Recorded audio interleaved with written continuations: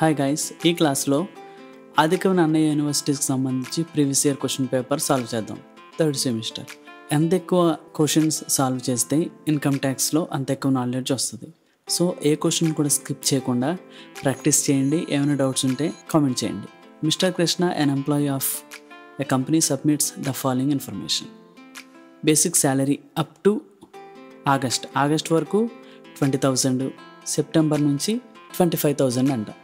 So 1 April నుంచి August వరకు calculate చేయాలి, సెప్టెంబర్ నుంచి మళ్ళీ మార్చ్ వరకు క్యాలిక్యులేట్ చేయాలి. Transport allowance fully taxable, RPF 15% of basic salary.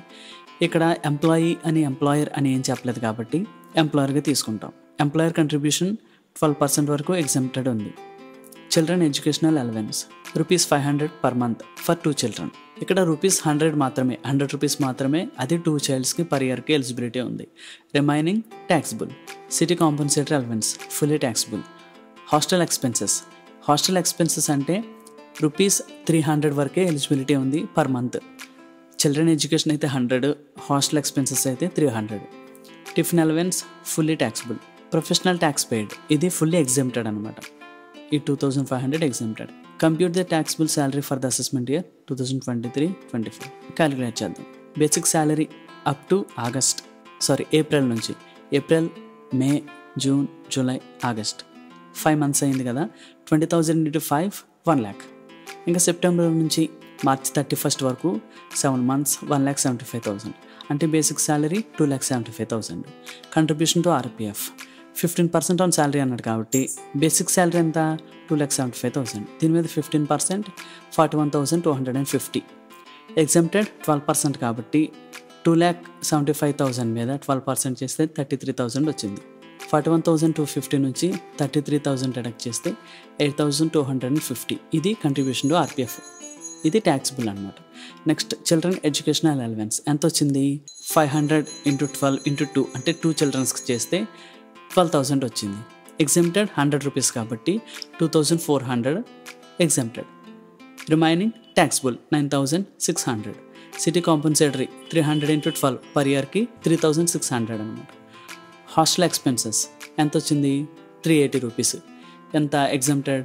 ₹300 కాబట్టి యాక్చువల్ 9,120 నుంచి 7,200 డిడక్ట్ చేస్తే మనకి ₹1,920 వచ్చింది. ఇది ట్యాక్సిబుల్.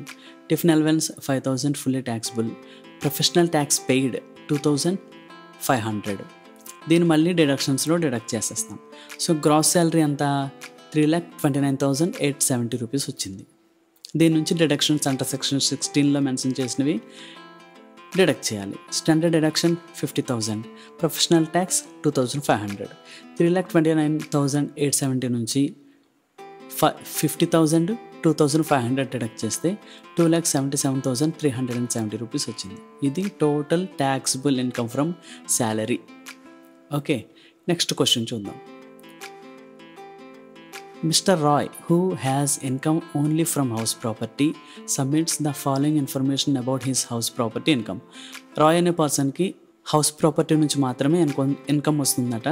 ఆ డీటెయిల్స్ ఇచ్చాడు. Rental income of the year after deducting following items. ఈ కింద మెన్షన్ చేసిన ఐటమ్స్ అన్నీ డిడక్ట్ చేయగా అంటే నెట్ ఇన్కమ్ అనేది 1 lakh అని చెప్పాడు. ఇందులో కొన్ని అలౌ చేయని ఎక్స్పెన్సెస్ ఉన్నాయి, like depreciation, lift maintenance charges, vacancy allowable, repairs, pay of chowkidar, bank commission, legal expenses, salary of gardener. ఇవన్నీ కూడా వీటన్నింటి ఎక్స్పెన్సెస్కి స్టాండర్డ్ డిడక్షన్ 30% ఉంటుంది. ఇవన్నీ డిడక్ట్ చేశాడంటే మళ్ళీ యాడ్ చేయాలన్నమాట. దాని నుంచి municipal taxes, standard deduction deduct చేస్తే మనకి actual taxable house property income వస్తుంది. క్యాలిక్యులేట్ చేద్దాం.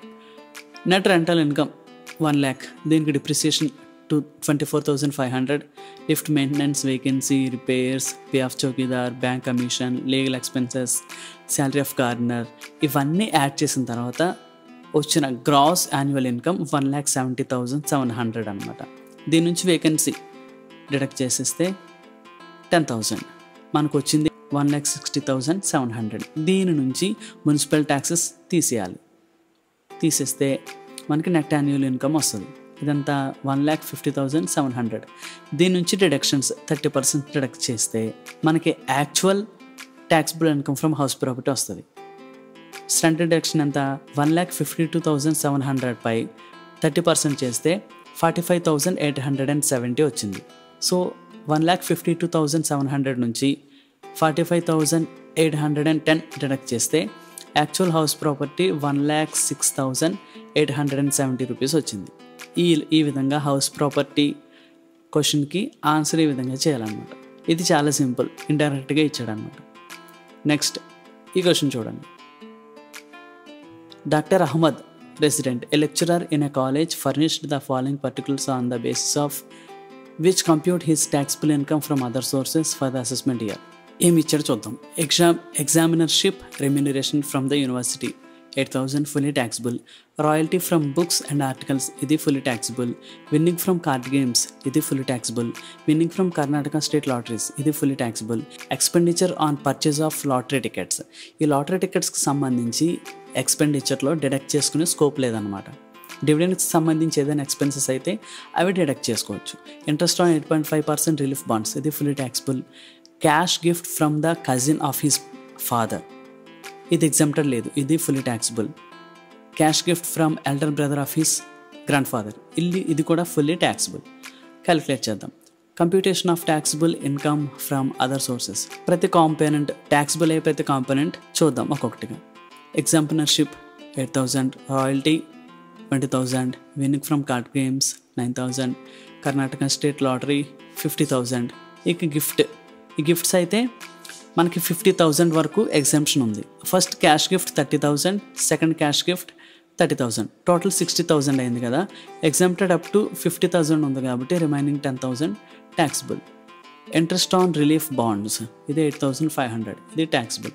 ఈ అమౌంట్స్ అన్నీ యాడ్ చేస్తే మనకి actual taxable income from other sources వస్తుంది. ఎంత 1,05,500. నెక్స్ట్ క్వశ్చన్ చూద్దాం. The following items and losses of Shri Mukund was extracted from his recorded. దీని నుంచి మనం taxable income from assessment year calculate చేయాలి. Income from house property 2 lakhs, long term short term capital gains ఇచ్చాడు. Speculative business, income from other sources, profits from business ఇవన్నీ ఇచ్చాడు. దీంతోపాటు కొన్ని losses and expenses ఇచ్చాడు. Loss from house property, loss from speculative business. ఈ losses అనేవి ఏదైతే హెడ్స్కి సంబంధించి ఉన్నాయో ఆ హెడ్స్లో డిడక్ట్ చేయాలన్నమాట. క్యాలిక్యులేట్ చేద్దాం. హౌస్ ప్రాపర్టీ 2 lakhs వచ్చింది. దీనిలో లాస్ హౌస్ ప్రాపర్టీకి సంబంధించింది కాబట్టి దీనిలోనే సెట్ ఆఫ్ చేయాలి. 60,000 డిడక్ట్ చేస్తే 1,40,000 వచ్చింది. క్యాపిటల్ గెయిన్స్ లాంగ్ టర్మ్ అయితే 5 lakhs, షార్ట్ టర్మ్ అయితే 50,000. సో టోటల్ 5,50,000 అనమాట. నెక్స్ట్ బిజినెస్ సంబంధించి ఇక్కడ 2 types ఆఫ్ బిజినెస్ ఉన్నాయి. ఒకటి speculative business, next normal business. Speculative business సంబంధించి 1 lakh ప్రాఫిట్ వస్తే దానిలో లాస్ 1,28,000 వచ్చింది. సో సెట్ ఆఫ్ చేస్తే 28,000 వచ్చింది అనమాట. Profit from business 1,60,000, other sources 1,04,000. So total ఎంత 1,40,000, 5,50,000. సెట్ ఆఫ్ చేసిన తర్వాత వచ్చిన లాస్ 28,000, 1,60,000, 1,04,000 ఇదంతా యాడ్ చేస్తే మనకి 9,54,000 వచ్చిందనమాట. ఇది ట్యాక్సిబుల్ ఇన్కమ్ అనమాట. దీని మీద ట్యాక్స్ పే చేయాలి. ఈ విధంగా ఆన్సర్ చేయాలి. ఇందులో మీకు ఇంకేమైనా డౌట్స్ ఉన్నట్లయితే కామెంట్ చేయండి. We will see in the next class. Thank you.